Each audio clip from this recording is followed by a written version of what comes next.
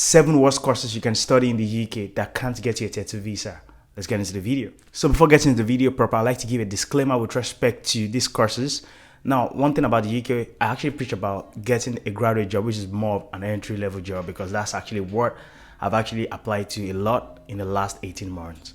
So with context to the graduate job, I can confirm to you that your experience, or can I say what you've actually studied in the past, does not really matter, because there's something called transferable skills here in the UK.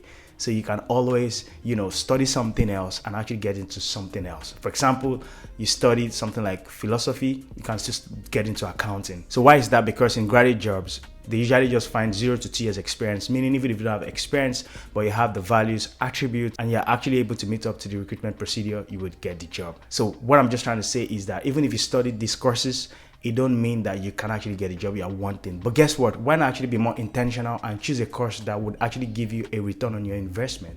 And of course, would actually save you time. And that way you can actually get what you're looking for without stress. And that leads me to the first one. The first one is music. Why am I laughing? I'm actually laughing because imagine coming to the UK and you actually spend an average of £14,000 to like £15,000 to study music, and you finish and you're actually looking for a company that would sponsor your visa in the context of music.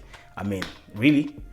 I don't actually think you get a company that will sponsor your visa with respect to music.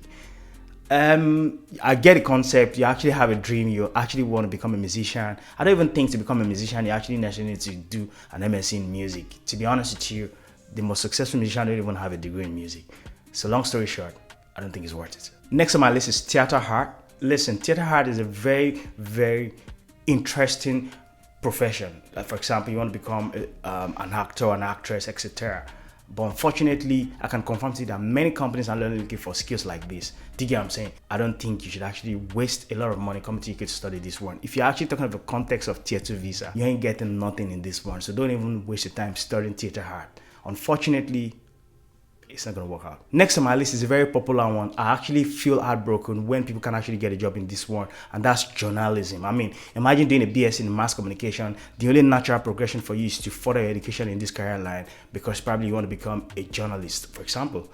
And you actually come into the UK and you find out that even British citizens can't get a job in journalism. I mean, to work there with BBC is tough. To work on a radio station here in the UK is tough. I've seen a lot of people complaining on LinkedIn, especially black people, black British, that they can't actually get a job, this and that. And now imagine you as an international student thinking in your own mind that you come into the UK to get a job in journalism. Is it possible? I mean, there's nothing possible with GERD, but are we being realistic? I mean, come on. I don't really think it's something you want to waste your time getting into.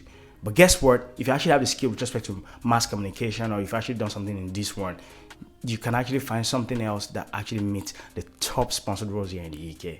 So is journalism worth it with respect to the concept of Tier 2 visa? I don't really think so. Next on my list is philosophy. Listen, I love this one. People who are actually into this program, or people who naturally just have a great level of reasoning, I really love it.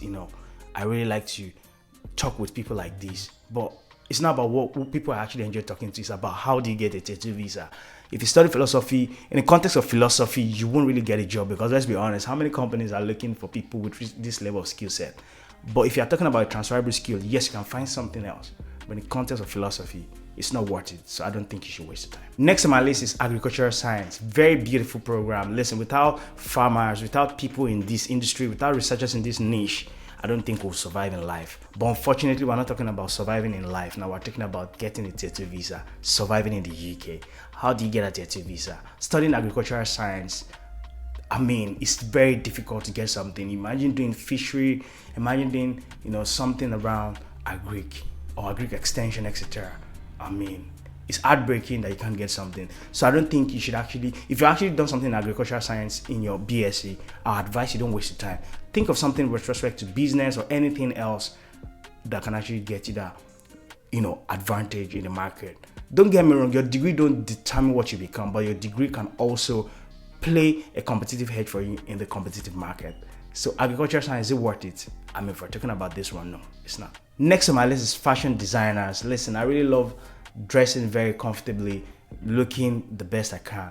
But unfortunately, it's not about what I love once again. It's about how to get a Tier 2 visa. Fashion designers, I've seen a friend of mine come to UK to study this one. Did she get a job? Luckily for her, she did something with respect to management under fashion. So she was able to transition to something within consulting. Can you really get something in terms of fashion designing? I mean, is Gucci even going to sponsor you? Is Prada going to sponsor you? Is Givenchy going to sponsor you? That's another discussion for another day.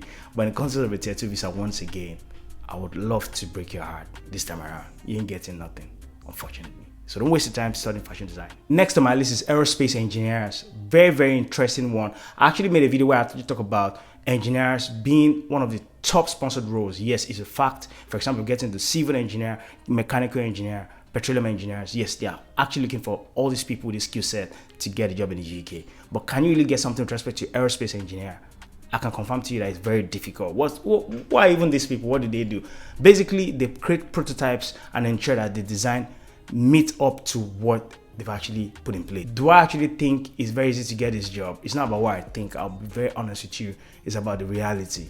Can you really get something in this niche? It's very difficult. How many companies are out there, making aircraft and are actually willing to recruit people and sponsor them? I mean, guess what? It's a very, very interesting profession. But unfortunately, we foreigners or international students, we actually have a lot to compete with respect to locals or even for other foreigners. So what can I say? Is it worth wasting your time? I mean, this is a very competitive market. Why not just save your time and get into other professions that can actually get you that tier 2 visa? What am I talking about? Why not watch this video where I actually share the top employable degrees you can actually study here in the UK that can get you a tier 2 visa? As usual, I'll see you in the video.